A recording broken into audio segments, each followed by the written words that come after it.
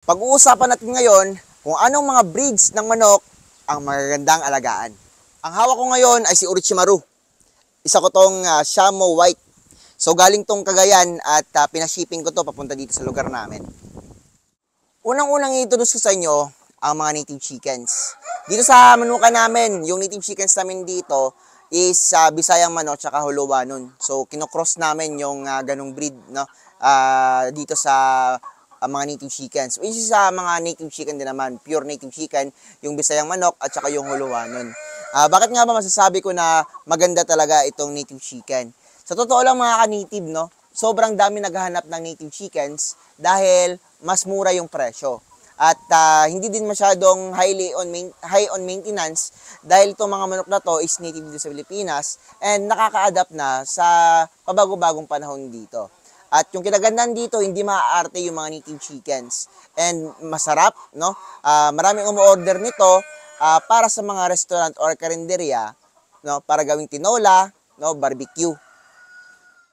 Maraming pumapasok na mga dayuhang breeds mula sa ibang bansa papunta dito sa Pilipinas, pero ang native chickens hindi pa rin mawawala sa market, no? Dahil nga sobrang sarap ng karne na to, no? At kapag pinagala mo to, no, mas sasarap pa yung karne niya and mas magiging healthy yung mabe-benefits natin na kapag kinakain po natin yung mga native chickens natin. Yung problema lang dito sa native chicken is broody. No? Ano ba yung ibig sabihin ng broody? Broody po dahil itong mga native chickens po natin is mapagmahal sila sa kanilang mga itlog or sa kanilang mga sisiw. So, kapag naglimlim po kasi yung isang manok, hindi na po siya mangingitlog dahil at that time naabot niya na po yung peak niya sa pangingitlog, no?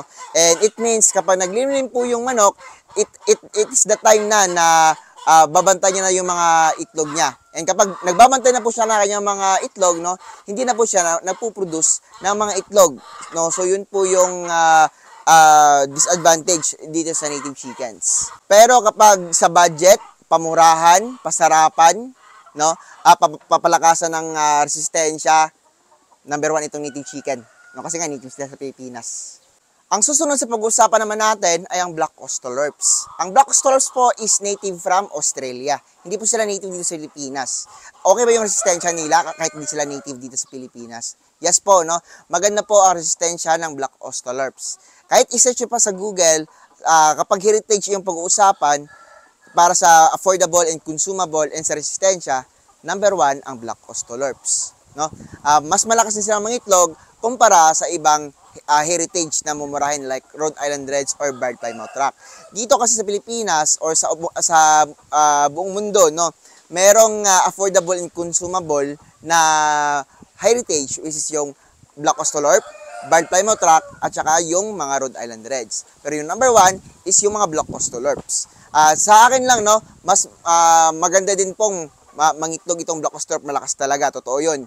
And about naman sa egg color nito, is nagpo-produce din po sila ng brown eggs. Same din po kung ano yung pinoproduce na itlog ng Rhode Island, ganun din po yung pinoproduce nila.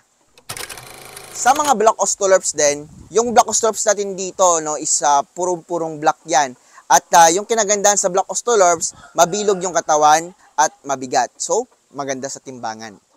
Ang susunod naman na tatalakayin natin, hybrids.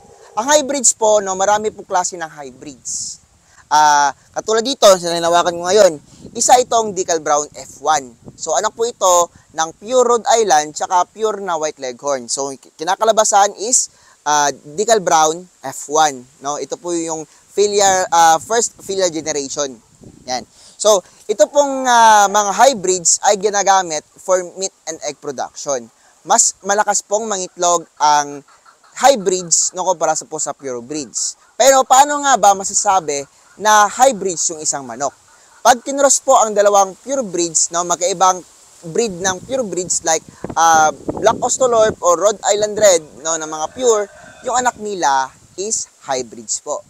Dito naman sa hybrids natin, madami tayong klase ng manok dito. May mga pure breeds and meron dito yung mga F1. Yan. So, ano ba yung F1? Ano ba yung maging anak ng F1? No? Posible yung maging anak ng F1, pwedeng maging F2. Meron ding F3. No? So, explain ko yan sa inyo.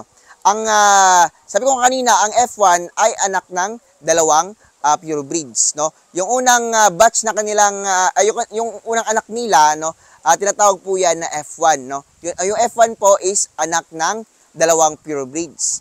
Yung F2 naman is anak ng dalawang F1. Yung F3 naman ay anak po ng dalawang F2, no? So ganun po 'yun. So dito naman tayo sa iba pang klase ng filial generation, which is meron tayong F1B, no? Halimbawa, Rhode Island, tapos yung Decal Brown is anak ng Rhode Island tsaka White Leghorn. Tapos yung anak nilang F1 is pinares po natin sa pure na White Leghorn or sa pure na Rhode Island. So labas doon, labas ng anak nila, tinatawag po yan na F1B, no? Yung F1, binakross siya. Same din po sa F2, kapag binakross natin siya, F2B po yung kakalabasan, no? F3B, F4B. Nakadepende po yan. Dito din sa hybrids natin, yung ating mga breeders dito is meron tayong yellow copper, yung napapalabas ko. Meron tayong mga Barred Plymouth Rock, which is mga pure pa. May Rhode Island Reds din, which is mga pure pa. Barred Plymouth Rock, Jersey Giant, Light Sussex. Kung maitatanong nyo rin kung saan ko gagamitin ang hybrids, ang hybrids po is gagamitin ko para i-cross sa ating mga native chickens. So, ang kakalabasan nun is upgraded native chickens, no? For meat production po at mabilis ang production, dun ko po gagamitin yung mga hybrids. Kasi sabi ko sa inyo, for meat and egg production, mas the best itong mga hybrids. Lalong-lalo na kapag pinapares natin sa kanila yung mga native chickens natin. Ngayon naman, pag-uusapan naman natin ang Rhode Island Reds. So, ang Rhode Island Reds po ay maganda talaga, no? Dahil sa kulay nito. Ang mga Rhode Island Reds namin dito na pinuproduce at saka yung mga breeders namin, sa ngayon is mga dark mahogany. So, sinasabi nito na parang vintage, no? Parang pang show type na. No, maganda po siya, no? Pero hindi pa siguro siya, hindi niya siguro matatalo yung mga pang show type, no? Dahil sobrang ganda talaga ng pang show type na Rhode Island Reds. Pero sobrang ganda din ng presyo, no? Parang nasa 3,000 pesos ata kada breeders, no? Unlike dito, mas mura po itong for meat na Rhode Island Reds, no? Kahit maganda siya, pero itong mga manok ko, no, ay para lang po to sa meat and egg production. Bakit meron din akong Rhode Island Red, meron naman akong Black Australorp? Sabi ko nga kanina, mas maganda yung Black Australorp. Itong Rhode Island Reds kasi, no, malakas pa rin ito sa market. And maraming Pinoy yung ginaganahan kapag nag-aalaga sila ng pulang manok, which is pulang manok talaga itong Rhode Island Red, no? And hindi po sila native dito sa Pilipinas, no? Heritage chickens po ito, and native sila sa US, no? Sa city ata na tinatawag na Rhode Island. Last 2 weeks, sobrang dami kong Rhode Island Reds, no? Umabot sila ng 140 plus. Kaso nga lang, may bumili dito ng ating mga Rhode Island Reds. And yung ibang mga selection ko, pinili nila. Pero ito andito ngayon yung mga naiwan sa atin, no? Yung mga selection ko, sinili ko pa ulit at ito na lang yung natira. Pero okay lang dahil marami pa tayong pinaparami sa ngayon. And andun sila sa brooder natin at hindi natin ipapakita sa mga buyers natin. Pero pwede ko ipakita dito sa vlogs. Susunod naman, tatalakayin natin ang Oriental chickens, no? Maraming klase ng Oriental, Shamo, no? Indio Gigante, yan.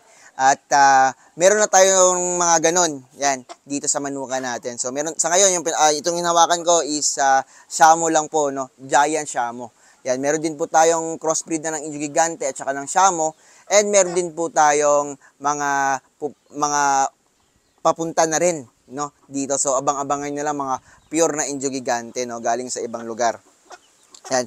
So itong mga ganitong breeds, no, hindi po siya sobrang daming buyer, no. May mga buyer siya which is yung mga mahilig din po sa mga mahiganting manok, no. Mahilig sa mga magagandang manok, which is maganda naman talaga siya, no. At kaso nga lang may kamahalan yung manok na to, no. At saka yung kinagandaan nito, every month po, no, dumodoble yung kanyang presyo. Yan, kaya maraming ding nagbi-breed ng ganito, no, at pagandahan ng breed, no. Pero sa atin naman dito, no, hindi tayo sa gusto natin dito is maganda lang yung napuproduce natin and not for fight tayo, no. At hobby lang po talaga ito. At kapag may pumunta man dito, may mga available ako, no, okay lang. Pero sa ngayon, wala pa po talagang available dahil napapalabas pa ako, no, ng mga mararaming mga magagandang mga higanting manok. Yan. At so naman sasabihin ko sa inyo, yung mga fancy chickens, syempre, no, hindi mawawala 'yon. So same din dito sa mga orientals, no, mga Shamo, mga Indio Gigante, sa mga ano din po, sa mga fancy chickens, hindi din po grabe yung market, no. Kasi nga yung purpose naman nito is for show, no, para pang ano lang, pang friendship, yan, pwede pang collection. At pwede naman for meat or pang upgrade sa ibang mga like Linking chickens, pwede pang upgrade dito, no? Pero malakas po kasi ito or matapang. Kaya hindi ko siya ina-advise na talagang ma-free range. Pero gagawa ako ng free range soon, no? Kapag sobrang dami na ng ating giants Shamo. Yan. So siguro matitrain naman ito, no? Yung kanilang attitude kapag andun na sila sa free range. So, doon naman sa mga fancy chickens, no, maraming klase ng fancy chickens, bantams, no, mga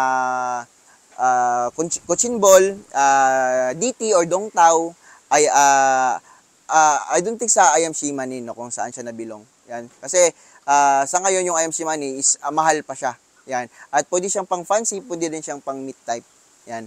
So, yun lang naman yung mga masasabi ko sa inyo na magagandang alagaan talaga na mga klaseng manok, no? At naalagaan ko na rin sila dahil meron din po ako mga fancy chickens dito, which is mga bantams, no? Nag-alaga din po ako dati ng mga golden sea bright, yan, no, mga black roscomb, yan, meron din po ako dati niyan. So ngayon nag-stop ako dahil hindi masyadong maganda yung market. Dito lang ako sa talagang kahit hindi maganda yung hindi super maganda yung market, hindi masyadong mabenta, no, hindi siya for meat and hindi siya affordable and consumable tulad dito mga Shamo, collection ko, no. Sa mga bantams natin meron pa rin ako, no, pero nag-stop ako sa breeding dahil yung mga naiwan ngayon ng mga bantams ko is for ano lang, for egg production dahil malakas silang mangitlog and kinakain namin everyday yung napuproduce nila. No? So, libre na yung pagkain namin na itlog. Yan, no? And minsan, dito sa Shamo namin, no, may mga cracks na itlog, kinakain din po namin. And, halimbawa man lang, merong mga reject na Shamo, halimbawa, may mga reject na lumalabas. Sa ngayon, wala pa naman akong reject na napapalabas, no? Sobrang ganda na napapalabas ko dahil sa mga ginagamit kong mga vitamina, no, mga maintenance dito. Yan, meron tayong King's Vita Plus, Intenso Plus, Intenso Premium, Intenso Power Stag. And dewormer worms to go, yan. And talagang may bakuna po itong mga manok natin, no. Lahat po sila may bakuna. And ang link po is ilalagay ko po sa comment section natin, no. At sa Shopee po 'yon, no. Doon po kayo bumili. Yun lang po mga ka-native. Sana nag-enjoy kayo sa video na to. Maraming salamat. God bless po. Bye-bye.